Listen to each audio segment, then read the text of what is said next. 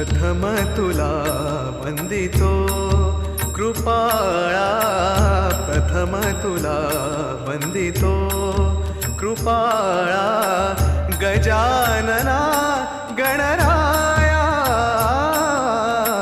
प्रथम तुला वंदितो कृपाळा, प्रथम तुला वंदितो कृपाळा, गजानना गणराया,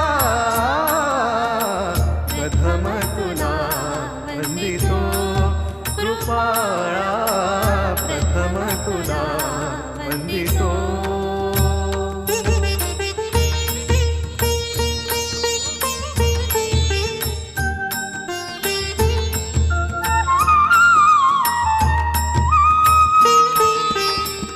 विघ्न विनाशक गुणीजन पालक, विघ्न विनाशक गुणीजन पालक, दुरित तिमिरहारका, दुरित तिमिरहारका, सुखकारक तू दुःख विदारक.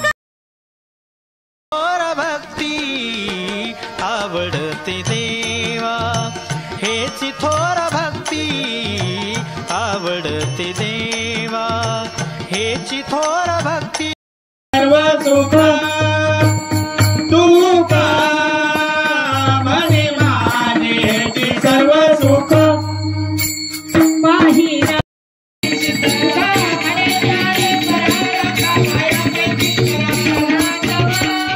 तुची गणेशु सकलार्थमती प्रकाशु, म्हणे निवृत्तीदासु अवधारी जोजी.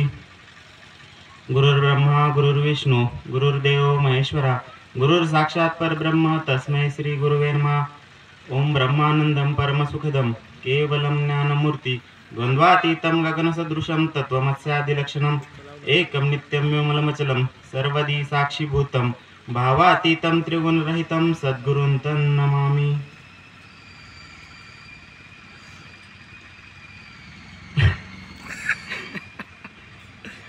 प्रस्तुत प्राप्त प्रसंगी प्राप्त घटिका चिंतन रूपी सेवेकरता किंवा प्रवचन रूपी सेवेकरता निवडलेली ओवी ही ग्रंथराज ज्ञानेश्वरी मधून निवडून घेतलेली ही पहिल्याच अध्यायामधील माऊलींनी जी सुरुवात केली तो पहिलीच ओवी तुमच्या सेवेकरता निवडलेली आहे.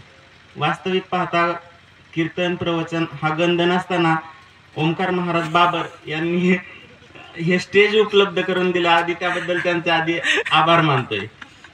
या ठिकाणी माऊली महावैष्णव ज्ञानोबरायांनी या ग्रंथामध्ये या भावार्थ दीपिकेमध्ये फक्त तुम्हाला आम्हाला तुमच्या आमच्या हृदयस्थ असणारा परमात्मा दाखवून दिलेला आहे.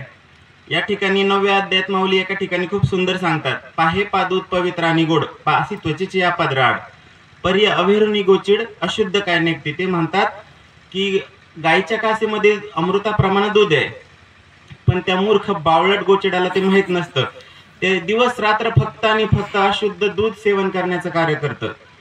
दुसरा एक उदाहरण देताना, दुसरा एक्झाम्पल देताना त्यांनी सांगितलं की एखाद्या म्हणजे कमळाचं एखाद्या चिखलाचं डबका असतं आणि त्या डबक्यामध्ये एक कमळ उगवतं. त्या कमळामध्ये मकरंद असतो आणि तो मकरंद त्या कमळाच्या बुंध्याला जे बसलेलं बेडूक असतं त्याला माहित नसतं की या कमळामध्ये मकरंद किंवा मध आहे.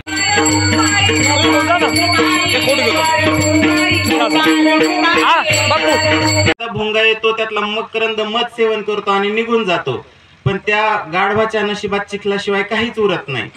तिसरं एक्झाम्पल माऊली ज्ञानोबा या ठिकाणी देतात की एखाद्या निर्धनाच्या भोंड्याखाली म्हणजे एखाद्या निर्धनाच्या घरी भरपूर मोहरा पुरलेल्या असतात, पण त्याला त्याची झनक पण नसते. तो तिथंच उपवासात दरिद्री जीवन जगत असतो. मग माऊली ज्ञानोबरायांनी हे 3 उदाहरणं कशासाठी सांगितले?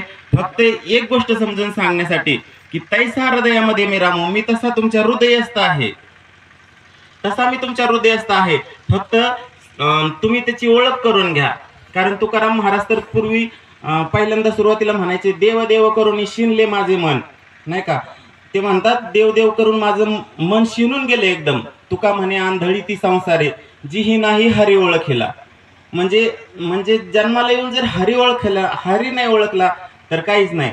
म्हणून तुम्ही आम्ही तुमच्या आमचं कोट जन्माचं सुकृत तुम्ही आम्ही या धर्ममंडपाखाली आलो आणि तुम्हाला आम्हाला सद्गुरूंकडून ती गोष्ट सहज प्राप्त झाली. कारण ज्ञानेश्वरीमध्ये किंवा भगवान श्रीकृष्णांनी सांगितले की ती गोष्ट ओळखण्यासाठी संतांनी काहीतरी रीत शोधून काढले, काहीतरी युक्ती शोधून काढले.